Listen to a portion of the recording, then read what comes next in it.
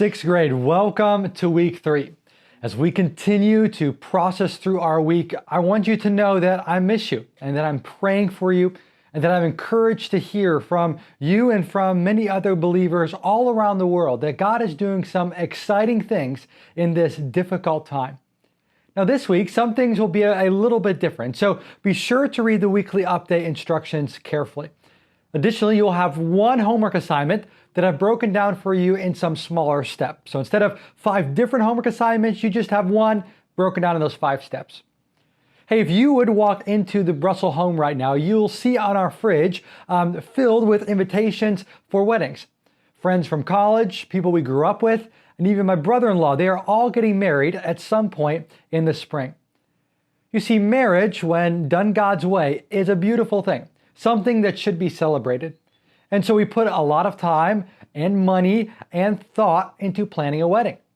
I remember spending time thinking through what the service was going to be like, what I was going to wear, and of course, most importantly, what we were going to eat. And on our wedding day, people were so gracious as they helped with everything, from the food to the flowers and everything in between. Now, these are just some of the things that you do during a wedding. You want to make it a special day for those that are getting married. And although there has been a lot of time since the wedding in our story today, we're going to see that Jesus' mother wanted to make it a special day for whoever was getting married in our story. Today, we want to walk through the story in John chapter 2 using 4 different numbers. Now, don't worry, this is not going to be a math class, but it will help us understand the key points from a slightly different perspective. So let's dive in. Here we go. First number is a 7. The wedding that Jesus visits most likely took up to 7 days long. The marriages were generally arranged by the parents and came after a period of engagement. At the beginning of the wedding feast, as the sun was going down, the bridegroom, accompanied by his friends, went to fetch his new wife from her father's house. The wedding ceremony would take place the following day, and instead of going on the honeymoon, they would stay and continue to celebrate 6 more days with their family.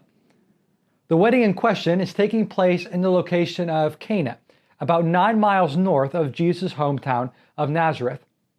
First number was 7. Second number is 30,000. 30,000 as in $30,000. Now, I'm assuming most of you don't have that laying around, but that's roughly how much the bride's parents might have paid in today's currency. That would have been almost a year's worth of money for the bride's parents. As we enter into the story, knowing a little bit more about the context, we see at this special day that there is a big problem. They have run out of wine. Now, there's much that we could say about how little alcohol was actually in the drink, but for now, all we need to know that no grape juice or wine meant no wedding. And that would mean that the guests would leave and the woman's parents would get sued. Now, how much money would they get sued for? Hard telling, but a good guess would be for the original 30,000, the year's worth of pay. The third number is the number 1. Number 1 connects to the main point of our story, and we see it played out in the conversation between Jesus and his mother. Mary comes to Jesus and says in verse 3, they have no more wine. In other words, do something about it. Most Bible teachers assume that Mary was somehow connected to leading this event, probably for someone in her extended family. And Jesus answers his mother by saying in verse 4, my time has not yet come yet. He has one reason for his coming, Jesus. The first readers of the Gospel of John might not know it yet, but we do. The reason for Jesus' coming is not to fix the wine problem, it's to fix our sin problem. That is his one mission focus. So we've had 7, 30,000, 1, and finally 6. Jesus finds 6 water jars and graciously chooses to provide for Mary. He tells 2 servants to fill up these jars with water. And Jesus then walks over, and by the power that made the grapes grow, the sun shine, and the wedding guests breathe, he transforms the water into that much needed wine. Jesus graciously gives not a little, but an overwhelming amount, to be exact 150 gallons.